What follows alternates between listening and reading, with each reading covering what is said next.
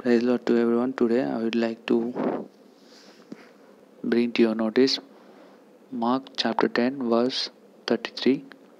Here if we read the verse, it was written, "Behold, we are going up to Jerusalem. The Son of Man will be betrayed of the chief son." Jesus tells all these things to his disciples. Then in 35 verse, if you see, then James and John, the sons of Zebedee, came to him saying, "Teacher, we want you to do for us whatever we ask."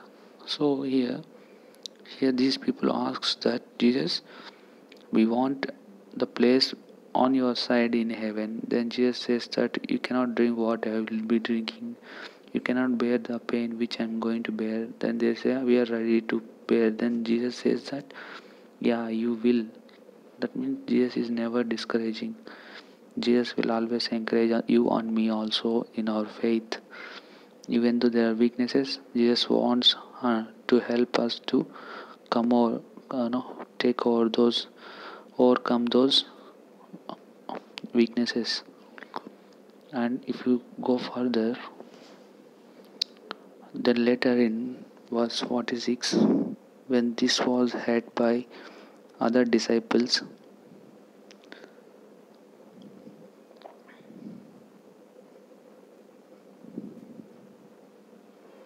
if you see 41, when the 10 heard it, they began to be greatly displeased with James and John. In our life also, sometimes when we are Christians, life from our childhood, we feel now at this age, if we ask some doubts, that means at a very grown up age, if we ask doubts after being in Christianity for so many long years, if we ask any doubts in Bible to any people, then they may be thinking that we are doubting Jesus.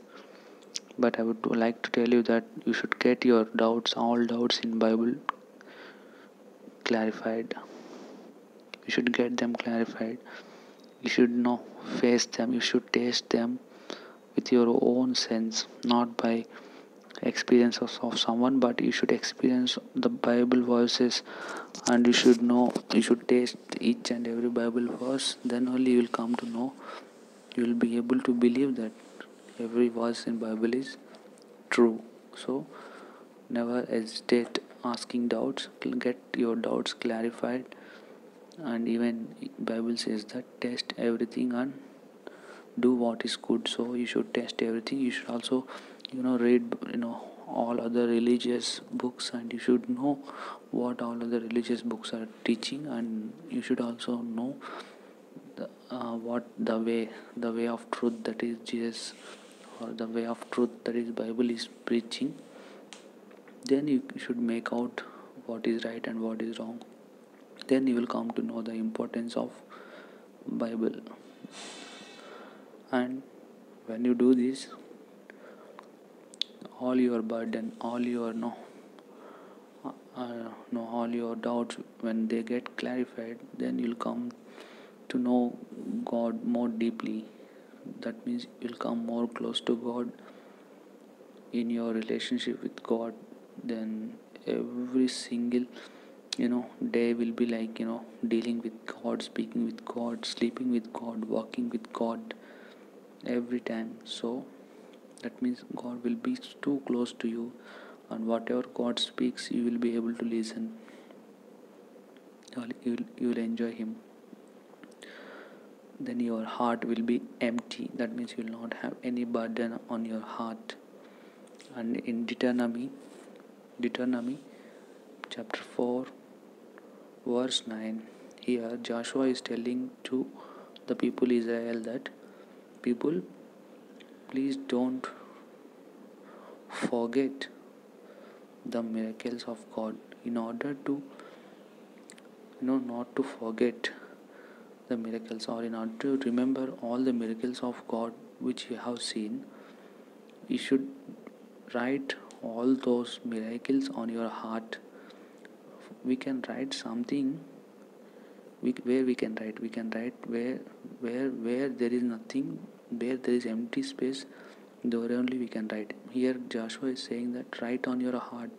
So our heart must be empty. As I told you before, our heart becomes empty when we clarify all our doubts in Bible and follow it. Then you will be perfect and your heart will be empty, and you can write all your experience over there, all the miracles which God performed in your life over there.